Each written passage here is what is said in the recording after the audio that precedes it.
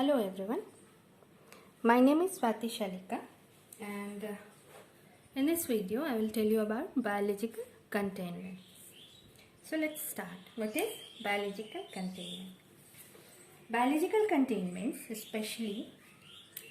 specifically aims at making such genetic changes in GMOs that reduce the hazard from these organisms when they are accidentally or deliberately released into the environment. Okay. Initially, NIH guidelines required the use of E. coli strains and vectors that were severely debilitated so that they could not infect humans, survive and spread outside the laboratory and transfer the introduced foreign genes readily into other organisms. Okay, these objectives can be achieved by using the following. First is auxotrophic mutants of E. coli. Second is REC-A negative strains that lack recombination function. And third is plasmid vectors that are non-self-transmissible and non-mobilizable. Such vectors cannot be transmitted to other bacteria, right? And last is E. coli strains not carrying a transposons or antibiotic resistance gene. Okay. Thus, biological containment is based on the vector used for the construction of recombinant DNA and the host in which the vector is propagated. In the laboratory, therefore, it is also called as HV system, that is host vector system. Any combination of vector and host which is able to provide biological containment shall be chosen or constructed so that the following types of SCAPs are minimized. First is survival of the vector in its host outside the laboratory. Okay, and second is transmission of the vector from the propagation host to other non-laboratory host. A strategy for biological containment of bacterial strain are designed for this kind of experiment. Okay. Now let's talk about biological containment for prokaryotes.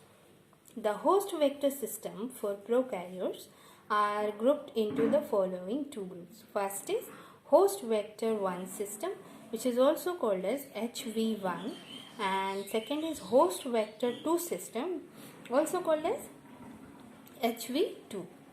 So, in case of E. coli, the host for any HV1 system is a strain K12, or you can say derivatives of this strains. Hence, it is generally termed as E. coli K12 host vector 1, that is EK1.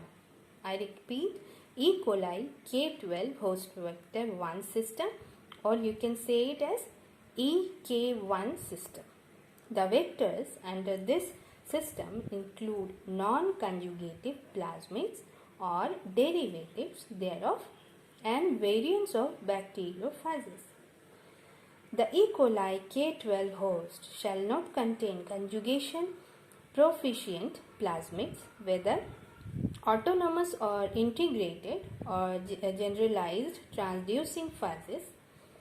Okay, other HV1 system have to be minimum comparable in containment to E. coli K12 with a non-conjugative plasmid or bacteriophage vector. A host vector system other than E. coli K12 host vector system cannot be designated as HV1 system or HV2 system unless it has been certified by Director NIH. Certification of a host vector system does not cover the modifications of either the host or the vector component of the system. Okay. Now let's talk about HV2 system. Okay. HV2 system provide a high level of biological containment as demonstrated by data from suitable tests performed in the laboratory. Okay. Escape of the recombinant DNA either via survival of the organism or via transmission of the recombinant DNA to other organisms should be less than 10 to the power minus 8 under specific conditions designed to represent the natural environment. Okay.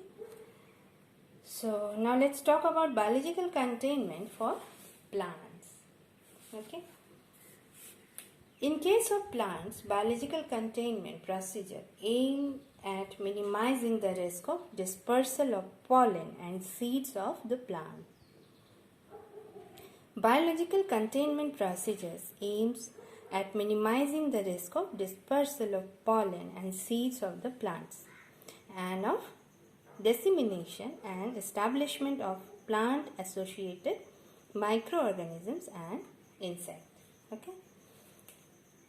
Dispersal of pollen, and you can say dispersal of pollen or seed produced by transgenic plants can be effectively prevented by using male sterile strain.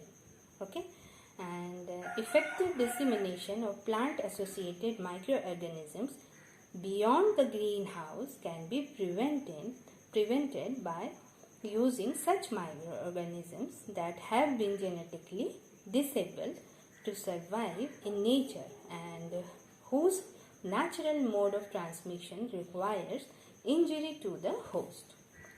Okay. Similarly, the dissemination of arthropods and other small animals can be prevented by using non-flying, flight-impaired, non-motile and you can say sterile arthropods or small animals, or using such animals that have an obligate association with a plant that is not present within the dispersal range of the organism. Okay, so this is all about containment. I hope I made myself clear. Thank you.